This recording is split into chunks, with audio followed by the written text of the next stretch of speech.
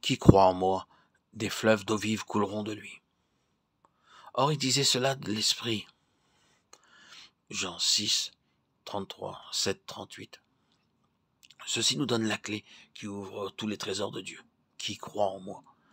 C'est Jésus glorifié qui baptise du Saint-Esprit. Croyons donc en lui. Pour recevoir la grâce promise, il suffit de croire en lui.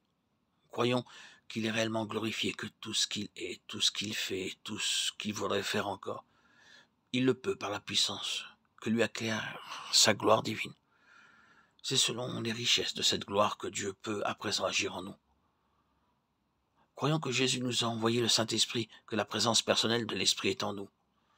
La foi est le lien qui réunit d'une manière inséparable la gloire de Jésus dans les cieux et la puissance de l'Esprit dans notre cœur. Croyons que si nous restons en communion avec Jésus, nous recevrons ce courant d'eau vive et qu'il sera toujours plus abondant, soit pour nous vivifier nous-mêmes, soit pour passer de nous à d'autres. Oui, croyons en Jésus. Mais souvenons-nous aussi qu'il ne suffit pas pour avoir la foi de penser à ces choses, de les comprendre, d'en être très sûr et d'être heureux de les connaître toujours mieux. Tout cela sans doute est nécessaire, mais ce n'est pas encore là croire.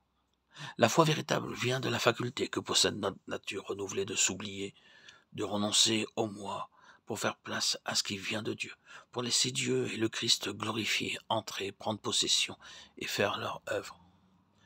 La véritable foi en Jésus nous fait réaliser notre bassesse, garder un respectueux silence, sentir notre pauvreté d'esprit, reconnaître que le moi n'a rien, ne possède rien et que c'est un autre, l'esprit invisible qui est entré pour être en nous lumière, force et vie. Avoir foi en Jésus, c'est lui faire tranquillement, respectueusement l'entière reddition de tout notre être, avec l'assurance que si nous comptons sur lui, il répandra sur nous ce fleuve d'eau vive. Seigneur Jésus, je crois, c'est bien mon incrédulité, toi le chef et le consommateur de notre foi. Consomme en moi l'œuvre de la foi.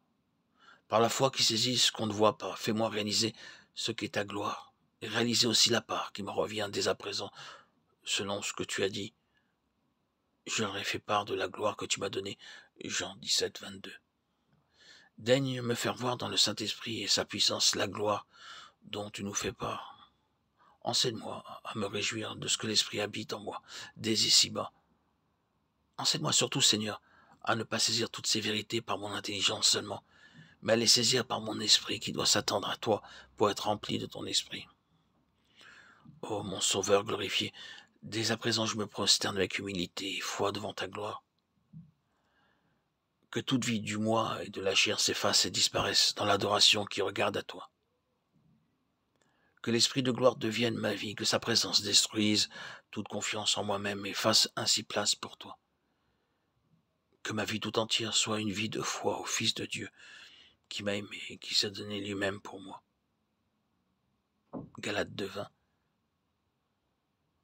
Amen.